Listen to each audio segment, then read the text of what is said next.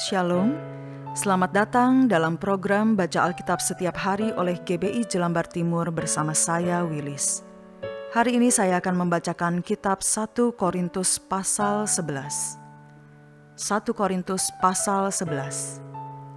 Jadilah pengikutku, sama seperti aku juga menjadi pengikut Kristus. Hiasan kepala wanita.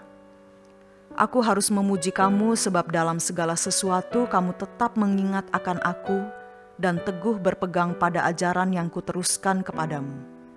Tetapi aku mau supaya kamu mengetahui hal ini, yaitu kepala dari tiap-tiap laki-laki ialah Kristus.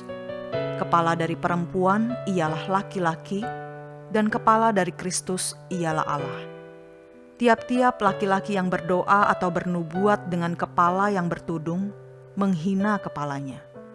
Tetapi tiap-tiap perempuan yang berdoa atau bernubuat dengan kepala yang tidak bertudung, menghina kepalanya, sebab ia sama dengan perempuan yang dicukur rambutnya.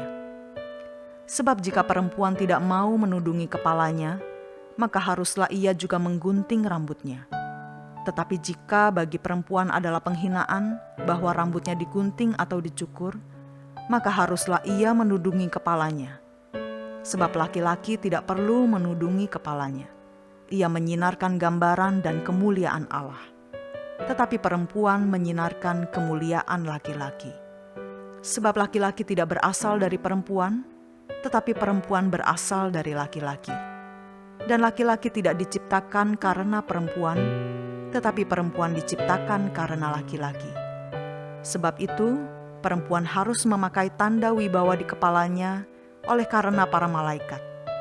Namun demikian dalam Tuhan tidak ada perempuan tanpa laki-laki dan tidak ada laki-laki tanpa perempuan. Sebab sama seperti perempuan berasal dari laki-laki, demikian pula laki-laki dilahirkan oleh perempuan dan segala sesuatu berasal dari Allah. Pertimbangkanlah sendiri, patutkah perempuan berdoa kepada Allah dengan kepala yang tidak bertudung? Bukankah alam sendiri menyatakan kepadamu bahwa adalah kehinaan bagi laki-laki jika ia berambut panjang, tetapi bahwa adalah kehormatan bagi perempuan jika ia berambut panjang? Sebab rambut diberikan kepada perempuan untuk menjadi penudung. Tetapi jika ada orang yang mau membantah, kami maupun jemaat-jemaat Allah tidak mempunyai kebiasaan yang demikian.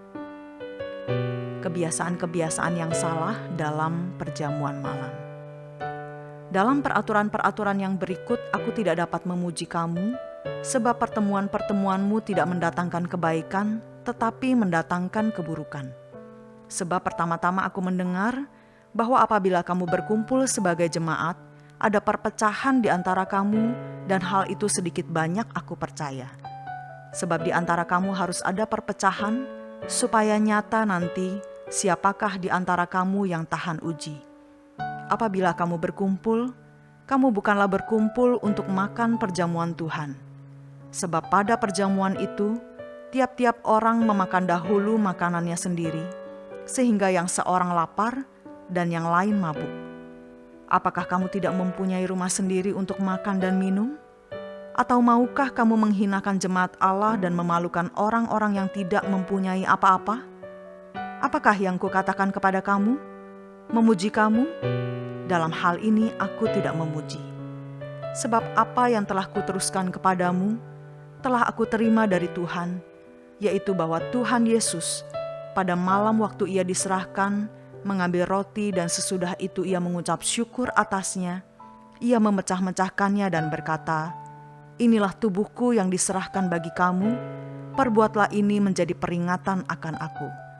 Demikian juga ia mengambil cawan, sesudah makan lalu berkata, "Cawan ini adalah perjanjian baru yang dimeteraikan oleh darahku, perbuatlah ini setiap kali kamu meminumnya, menjadi peringatan akan aku.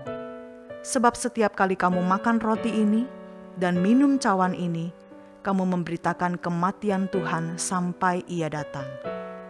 Jadi barang siapa dengan cara yang tidak layak makan roti atau minum cawan Tuhan, ia berdosa terhadap tubuh dan darah Tuhan. Karena itu hendaklah tiap-tiap orang menguji dirinya sendiri, dan baru sesudah itu ia makan roti dan minum dari cawan itu. Karena barang siapa makan dan minum tanpa mengakui tubuh Tuhan, ia mendatangkan hukuman atas dirinya. Sebab itu banyak di antara kamu yang lemah dan sakit, dan tidak sedikit yang meninggal. Kalau kita menguji diri kita sendiri, hukuman tidak menimpa kita. Tetapi kalau kita menerima hukuman dari Tuhan, kita dididik supaya kita tidak akan dihukum bersama-sama dengan dunia. Karena itu saudara-saudaraku, jika kamu berkumpul untuk makan, nantikanlah olehmu seorang akan yang lain. Kalau ada orang yang lapar, baiklah ia makan dahulu di rumahnya, supaya jangan kamu berkumpul untuk dihukum. Hal-hal yang lain akan kuatur kalau aku datang.